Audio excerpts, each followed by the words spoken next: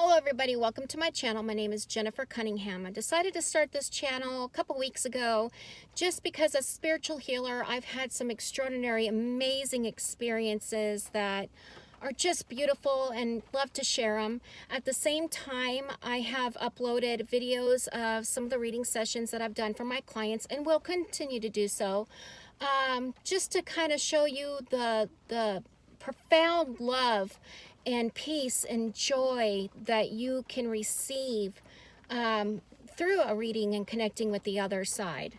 So I don't want to go too far back into my childhood. I think I want to start with the beginning of my spiritual journey and what I've learned from those experiences, although I will bounce back to my childhood from time to time to share the funny, amazing experiences from then. But the most profound started when I started walking my spiritual path. So I was like 22, 23 at the time. I just started dental assisting school. I just started working at a restaurant in Kent, Washington. And after like a few weeks of working there, my boss came up to me and he said, you know, I really think that you're pretty intuitive. I'd like you to come with me to talk to the reader that I go see and see what she has to say.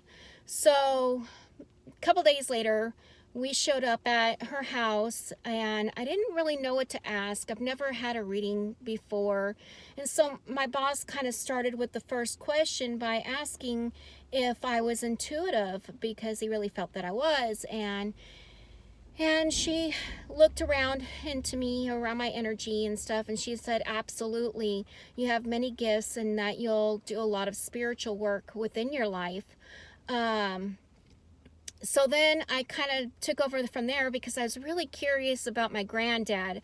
I had seen him quite a few times in my childhood and could always feel him around me. So I asked her if he was around me quite a bit. And she said absolutely and described him to a T.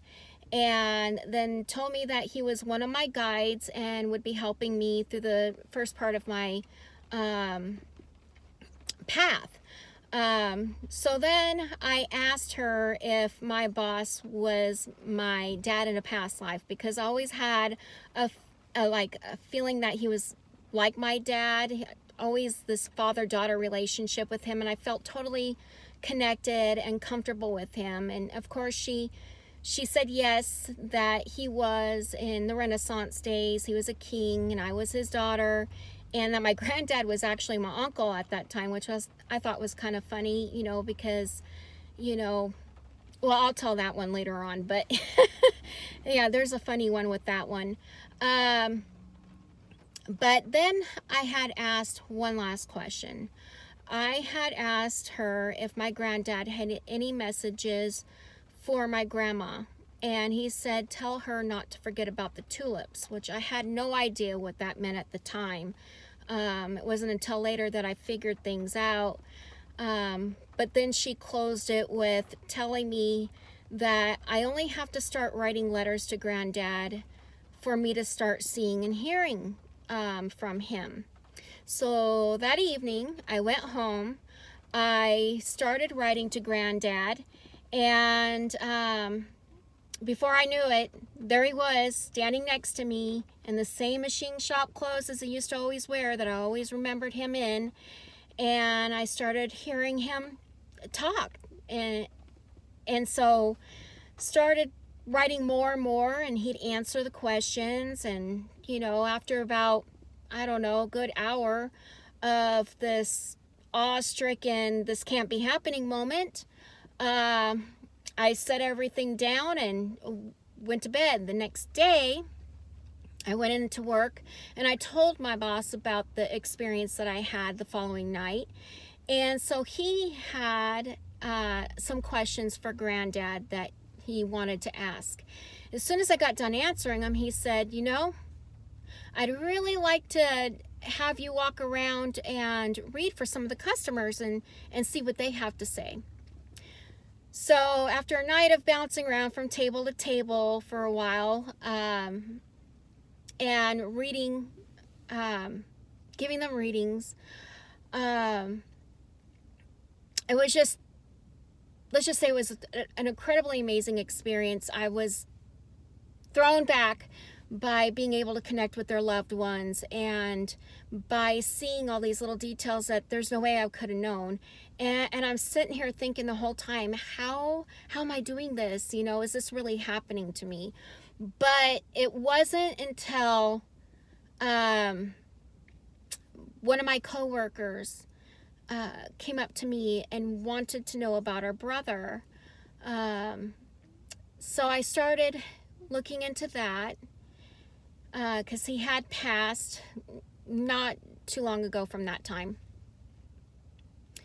And before I knew it, I could see him standing next to me.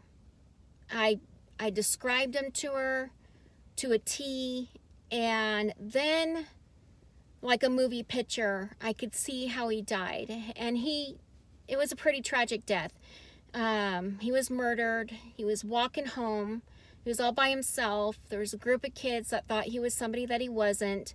They pulled over and stabbed him to death.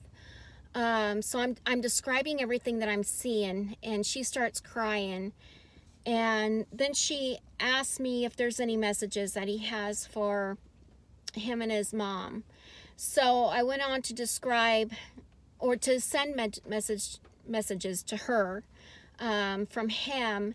And then he got to his mama, and his mama hadn't slept very well for days. And I could just see her rocking in her rocking chair, just wondering if there was anything that could have been done to prevent it, if there's anything that she could have done to prevent it.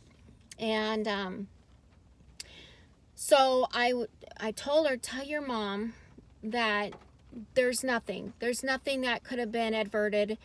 It was just something that happened, that he is okay, everything's fine. And then he started talking about how awesome the other side is, how beautiful, and all the wonderful things that he's getting to do. And it really brought such peace and love to her. Hard to describe that moment, and you know, all the things that she was saying. It was just quite incredible. But I do remember thinking, oh my God, I must be going crazy. I can't believe I'm doing this. This is just, wow. You know, is this really me? You know? So I asked my granddad, who was following me around the whole night and helping me with all these readings.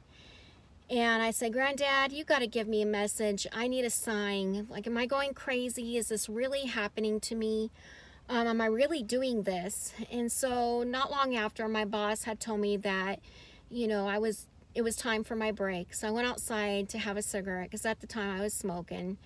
And before too long, this older gentleman walks out, and he walks a few feet past me, and then he stops and turns around.